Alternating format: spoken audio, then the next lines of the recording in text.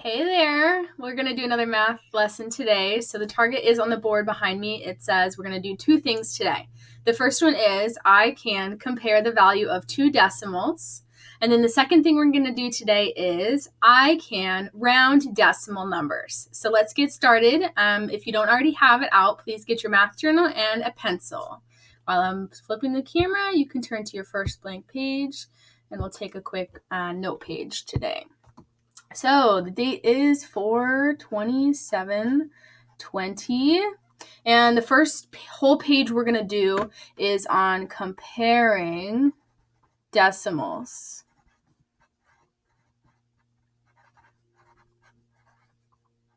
Okay.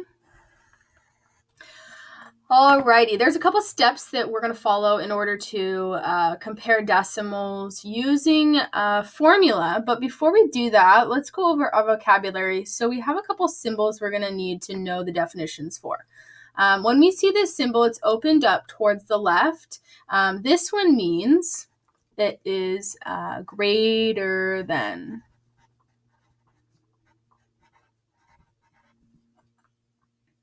So an example for that would be like 5 is greater than 4.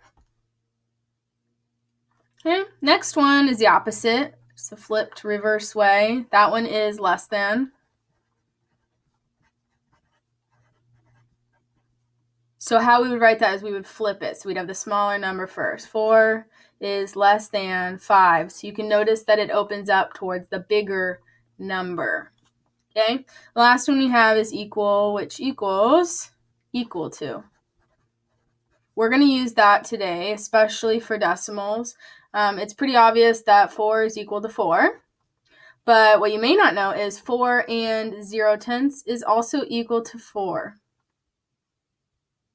Okay, so that will be helpful for us when we're doing comparing. All right, steps for this. Number 1. First thing, very, very important, is you need to line up the decimal points.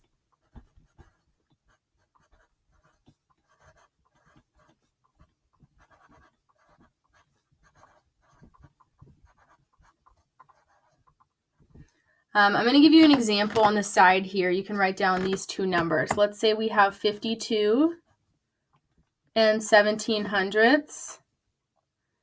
And I want to compare that. Here's my way to show compare.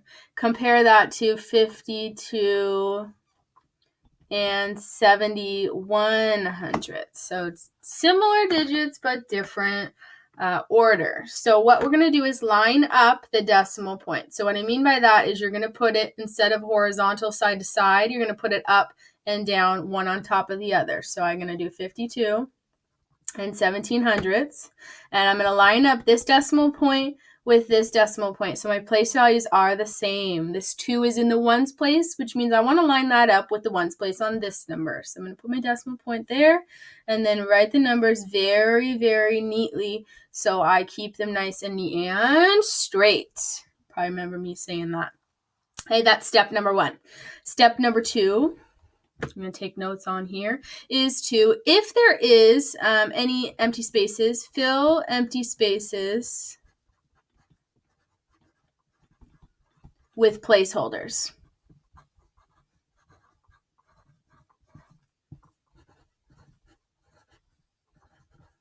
And placeholders in our case are zeros. Let me show you what I'm talking about. For example, let's say we are going to be comparing the number 4 and 500ths and 5 and 500ths. There's 1, 2, 3 digits in the first number, and there's 1, 2 digits in the second number. So when I do step 1, I line them up. And line up my decimal point here. I notice that there is an empty space right here. So step number 2, in this case, you would fill the empty spaces with placeholders. And we know placeholders are zeros. Here's how I'm going to show that. I'm adding it in this step. Okay. That is a placeholder. Always a 0. If you add a 1 there, then it changes the value of that number. Okay. In our case here, we didn't need to add any. So let's move on to step number 3. Okay, step 3 is you're going to start with the biggest place value.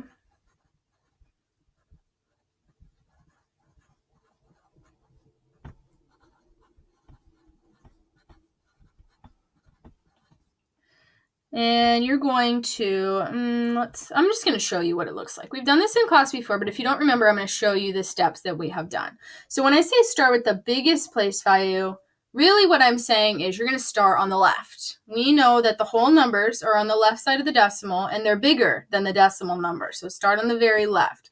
I'm going to rewrite that step here. Okay, start on the left. I like to draw arrows here to see, I'm looking at this place value right here. 5 and 5 are the same. So now I can go over to the next place value. In the ones place, I have a 2 and a 2, which are both the same as well. Now I'm going to move over to the next smallest one, which is the 10th place. I noticed that the 7 and the 1 are both in the 10th place. So I'm going to put a box around it because they are different. We're going to take some notes. Put a box around the place value where the numbers are different.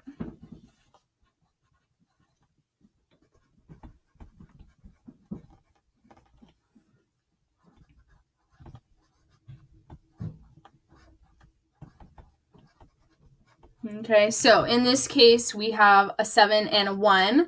And then what you're going to do is you're going to circle the one that's bigger because I want my symbol to open up towards the one that has a 7 in the 10th place. Okay, that's just kind of my handy little trick. So when I have the numbers written out again, and I need to add that fancy little symbol between it, now I know that I'm looking for the one that has a 7 in the 10th place. So this one is a 1. That's not what I'm looking for. This one is a 7, and it's going to open up towards the 7. So I'm going to do the less than symbol in this case. And that's how you compare. If you have not finished up on your notes, you can finish up doing that really quickly. I'm going to zoom out in just a minute so I can show you one practice problem. Okay. This is from that packet I sent home when we left school the first time. So if you want to practice more problems like this, here's what the title is on the page that you can look for. Or if you've already done it, you can check your work. All right, this says, Lindsay collected 78 12/100 pounds of cans to recycle. Abby collected 78 5/10 pounds of cans to recycle. Which correctly compares the number of pounds the girls collected? So if you want to follow along in here, I'm going to go through those steps, just saying them out loud. The first step is to line up the decimal points. I'm going to write both numbers and make sure the decimal points are nice and neat and straight. So my digits are all lined up. Step number 2, you can say it out loud now if you remember it, but it is to fill the empty spaces with zeros. Step number 3, start with the biggest place value and see where they are different. 7 and 7 are the same, 8 and 8 are the same, 5 and 1 are different. Put in a box around there, and you can tell yourself out loud, which one should I circle? If you said the 5, you are correct. So I'm looking for the one that has the symbol opened up towards one that has 5 in the 10th place. Or I can look over here and say, not opening up towards that one. Oh, they're definitely not equal. Open up towards a 5 in the 10th place. That's what I'm looking for. Okay? Awesome. All right, we're going to move on to our second target today. So I'm going to flip back here so you can keep track of what we're doing. Hey there again. So what we just did is compare the value of 2 decimals. Next, we're going to move on to I can round decimal numbers. So I know some of us had some trouble with this in class. We're going to do this during our Google Meet, so I hope you can show up for that and get some extra help. Also, if you want to pause the video, slow it down, or play it again, you can totally do that. I'm going to do 1 page of notes that will be very specific and help you every single time. And then I'm going to do 2 practice problems to show you that. So once you're ready, you can flip in your journals to your next blank page. Mine's just on the back side there. So I'm going to flip my camera here while you're getting yours set up to review and maybe even learn again rounding decimals. And again, today is 4/27/20. And the title of this page is Rounding Decimals. Luckily, if you remember how to round whole numbers, it's the exact same thing, just with different place values. The nice thing about rounding decimals is that you can learn the steps, and it'll work for any place value you're going to round to. So here's your example problem. Let's say we have the number 4 76/100, but we want to round to the, here's how it would tell you this, round to the nearest tenths place. Okay, so it will tell you this. Your job is to identify what place value they're talking about. We're going to circle that. THS, I know, means decimal numbers. So, first step when rounding is to underline the place value that you are trying to round to.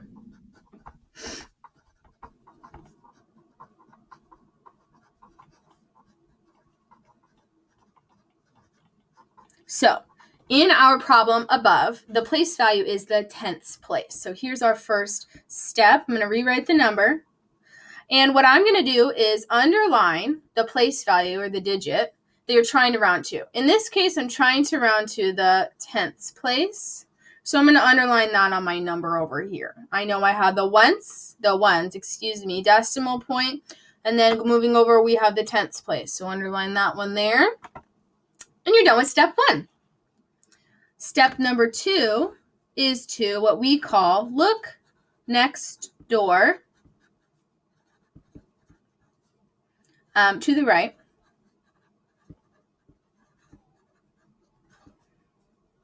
And determine if the number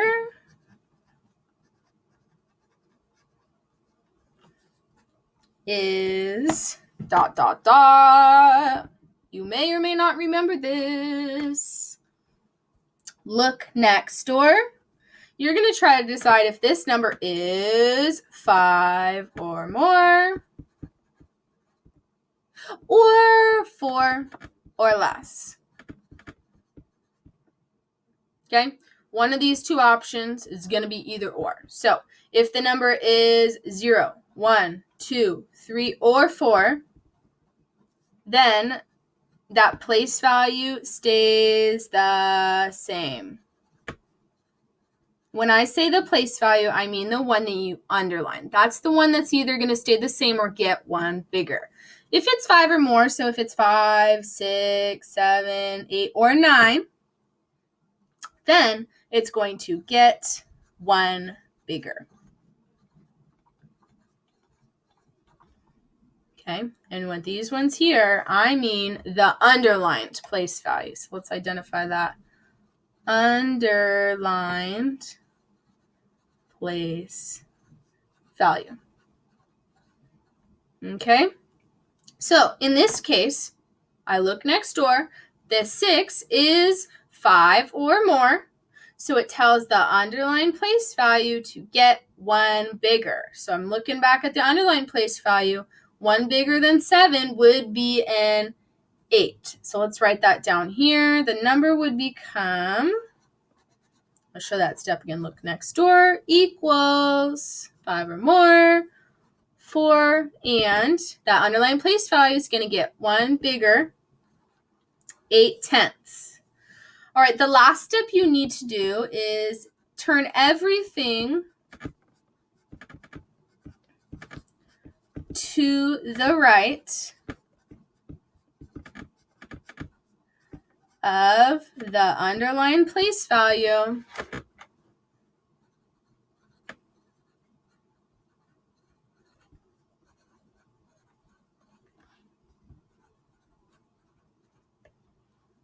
turns to a 0.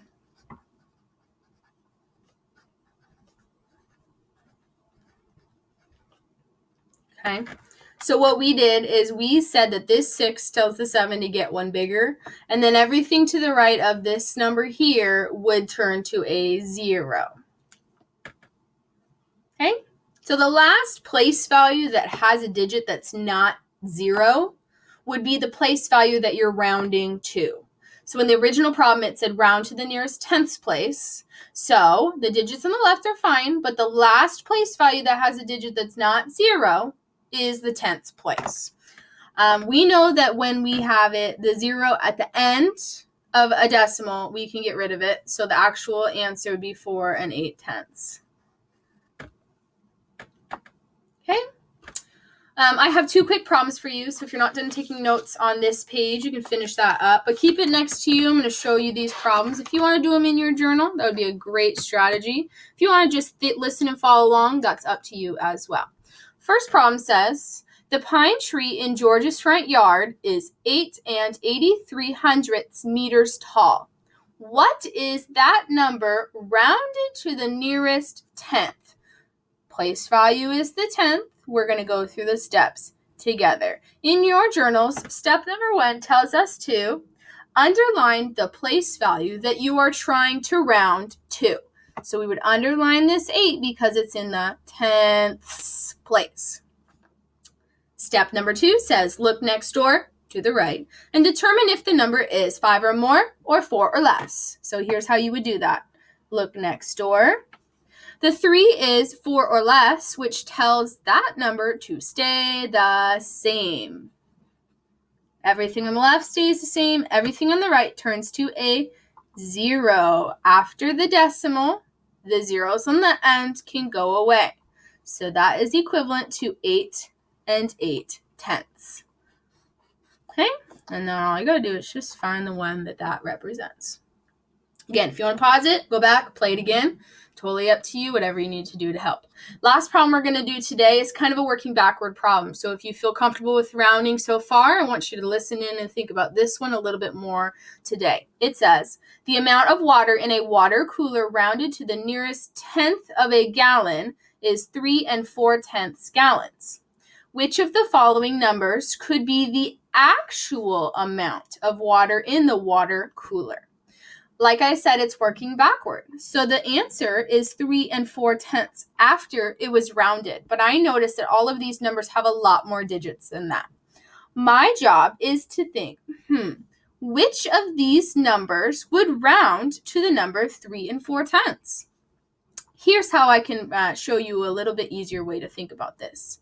Rounding is just like ranges. So let's say here's my number, 3 4/10. I know that the next place value would need to be 4 or less in order to round down. So the highest number that would round to 3 4/10 is 3 44/100. Okay, sticking with me there.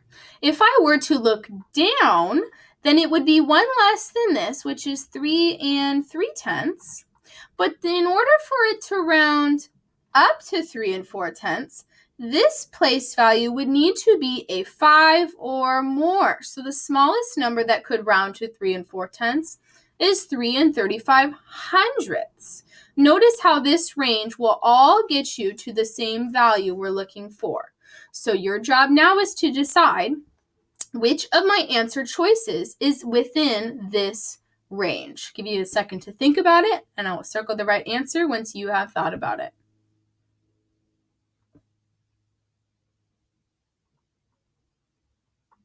Okay, the answer you should have gotten is D, because the answer here is in between 3 35/100 and 3 4/10, meaning that it would round to 3 4/10. I hope that challenged you just a little bit. We're going to do some more practice problems like that in our problem solvers. So I hope that you can listen in, focus in, and learn something new from rounding today. Let me know if you have any questions. I wish you the best of luck. I know that not everything's going to be covered in this video, but I really appreciate you listening and taking notes with me and trying your very, very best. See you later. Bye-bye.